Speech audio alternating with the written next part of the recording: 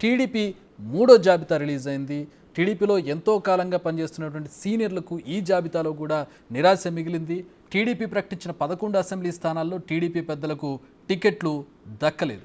ఆలపాటి రాజా, దేవినేని ఉమా, కళా వెంకట్రావును పక్కన పెట్టారు అధినేత. దీంతో ఆ నేతలు తీవ్ర నిరాశలో ఉన్నట్టుగా తెలుస్తోంది. మైలవరం నుంచి దేవినేని ఉమా టికెట్ ఆశిస్తుండగా హెచ్చెర్ల నుంచి మాజీ మంత్రి కళా వెంకట్రావు సీటు ఆశిస్తూ ఉన్నారు. మరోవైపు సీనియర్ నేత ఆలపాటి రాజా పెనమలూరు, గుంటూరు 2, పెదకూరుపాడు నుంచి టికెట్ ఎక్స్పెక్ట్ చేశారు. అయితే ఆయనకు అధిష్టానం మొండిచేయి చూపించింది.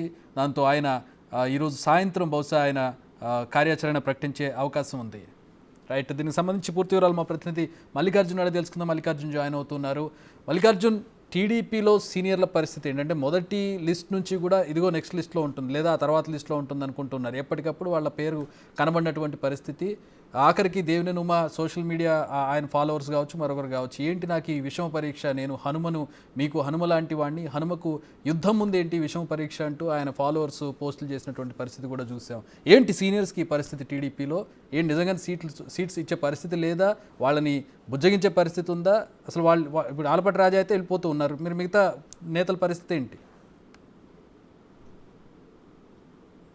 చక్రీ, సీనియర్లకు సంబంధించి అన్ని సర్వేలు చేసిన తర్వాతే మేము బలమైన అభ్యర్థిని నుంచోబెడుతున్నామంటూ కూడా టీడీపీ అధినేత చంద్రబాబు అయితే ప్రకటించడం జరిగింది. అందులో భాగంగానే ప్రతి నియోజకవర్గం పైన అందరూ ఎవరైతే సీట్లు ఆశిస్తున్న నేతలకు సంబంధించిన పేర్లన్నిటిపైన కూడా ఐవీఆర్ఎస్ ద్వారా కూడా సర్వేలు నిర్వహిస్తూ ఉన్నారు.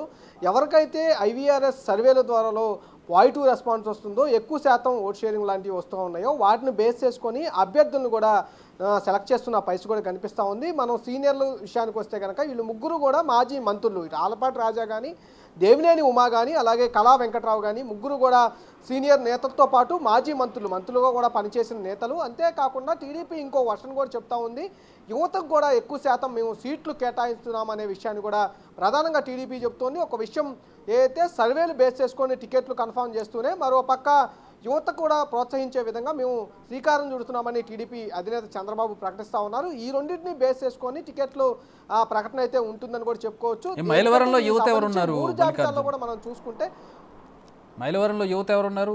వసంత కాదు, అక్కడ దేవినేని కాదు, ఎవరు యూత్ ఎవరు లేరుగా అక్కడ.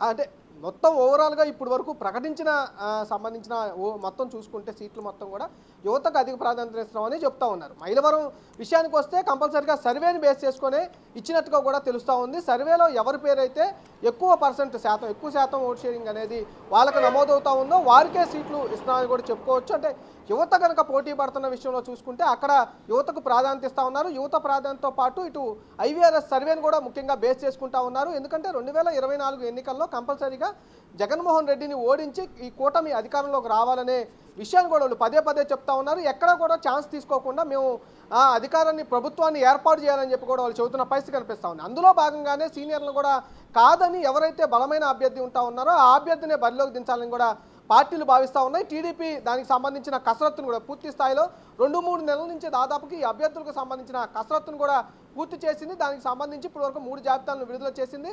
దేవినేని ఉమాక్స్ విషయానికి వస్తే కూడా అక్కడికి ఇప్పటికే పెనమలూరుకు సంబంధించిన ఆ నియోజకవర్గంలో కూడా దేవినేని పేరుతో కూడా ఐవీఆర్ఎస్ సర్వే నిర్వహించారు. అక్కడన్నా ఆయన పేరు మీద సర్వే అనుకూలంగా ఉంటుందా లేదా అనేది సర్వే నిర్వహించడం జరిగింది. ఆయనతో పాటు మరో 4-5 నేతలపైన కూడా వాళ్ళు సర్వే నిర్వహించడం జరిగింది. అక్కడ బోడే ప్రసాద్కు అధిక శాతం ఓట్ షేరింగ్ రావడంతో కూడా అతనికి సీటు ఖరారు చేయడం జరిగింది. ముందుగా సంబంధించి బోడే ప్రసాద్కు కూడా మొదట్లో కాదని కూడా చెప్పడం జరిగింది. తర్వాత రెండోసారి సర్వే నిర్వహించిన తర్వాత కొంత పాజిటివ్ రెస్పాన్స్ రావడంతోనే బోడే ప్రసాద్కు ఈసారి టికెట్ అయితే కన్ఫర్మ్ అయినట్టు కూడా చెప్పుకోవచ్చు. ఇట్లా వసంత కృష్ణ ప్రసాద్ విషయానికి వస్తే ఇక్కడ బొమ్మసాని సుబ్బారావు అలాగే దేవినేని ఉమాతో పాటు వసంత కృష్ణ ప్రసాద్ ముగ్గురు పైన కూడా సర్వే నిర్వహించడం జరిగింది. ఈ సర్వేలో వసంత కృష్ణ ప్రసాద్కి సంబంధించి ఓట్ షేరింగ్ అనేది ఎక్కువగా వచ్చినట్టు కూడా ఇటు టీడీపీ అధిష్టానం భావించింది. దాంట్లోనే వసంత కృష్ణ ప్రసాద్కి అక్కడ టికెట్ ఖరారు చేసింది. అంతేకాకుండా ఇప్పుడు హెచ్ఆర్లకు వచ్చేవరకే సంబంధించి అది హెచ్ఆర్లు అయితే ఇప్పటి వరకు ప్రకటించిన పరిస్థితి కూడా ఉంది. అది బీజేపీ కోటాలోకి వెళ్ళే అవకాశం ఎక్కువగా కనిపిస్తూ ఉంది. దానికోసమే కళా వెంకట్రావుకి అక్కడ సీట్ అనేది ఖరారు కాలేదు. ఆ నియోజకవర్గానికి అభ్యర్థిని కూడా ఇప్పటి వరకు ప్రకటించిన పరిస్థితి. అయితే దీని అన్నిటి మీద కూడా టీడీపీ అధినేత చంద్రబాబు కంపల్సరీగా పిలిచి మాట్లాడుతూ ఉన్నారు, బుజ్జగిస్తున్న పరిస్థితి కూడా ఉంది.